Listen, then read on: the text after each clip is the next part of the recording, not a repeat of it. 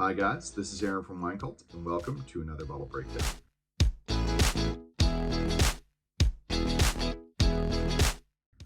Today we're talking about the 2021 Lambrusco Grasparossa Di Castelvetro from Battagliola.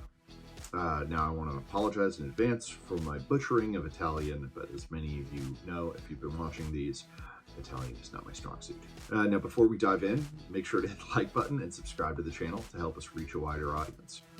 Now this is 100% Lambrusco Grasparossa, harvested mechanically and then cooled for about 48 hours at 8 degrees centigrade.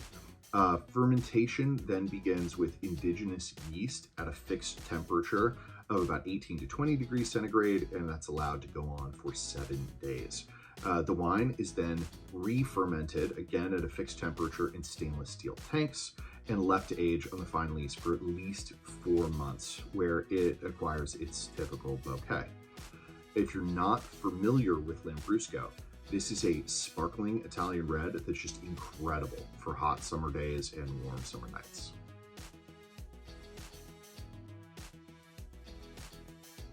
So founder Alberto Salvadori inherited a beautiful country house in the Chiamazo from his mother Anna Marie in 1999. The country house came with some land that was not being utilized, so ultimately he decided to convert it into a vineyard.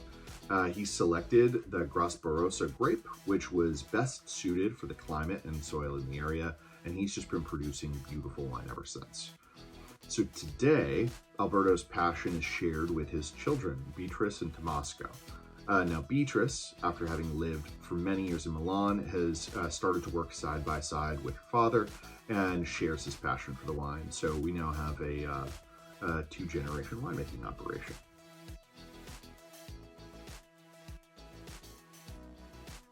This Lambrusco is made from one of the darker sub-varieties of the Lambrusco family, again called Grasparossa, which means red stemmed.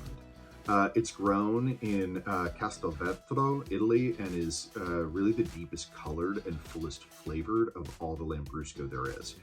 Since this is a sparkling red, it again goes through 2 different fermentations. The first fermentation happens just as normal red wine would, fermented with native yeast on the skins to extract flavor, mouthfeel, color, all those things, of course, if you're familiar, come out of the skin contact itself.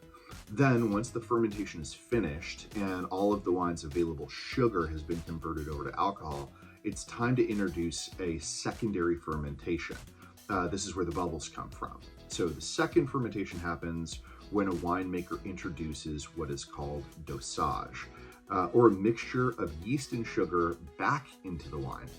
This secondary fermentation happens creating bubbles in the wine, which is then left to age on the fine lees, in this case, for about 4 months. All right, so it is both going through primary fermentation, then secondary in order to become a sparkling wine, and then allowed to bottle condition before being sold.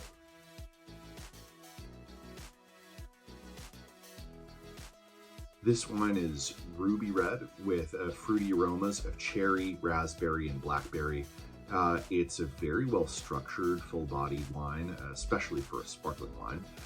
This is an excellent pairing with hard cheeses, really good with pizza. If you're in the Santa Barbara area, I highly recommend pairing this with some patina.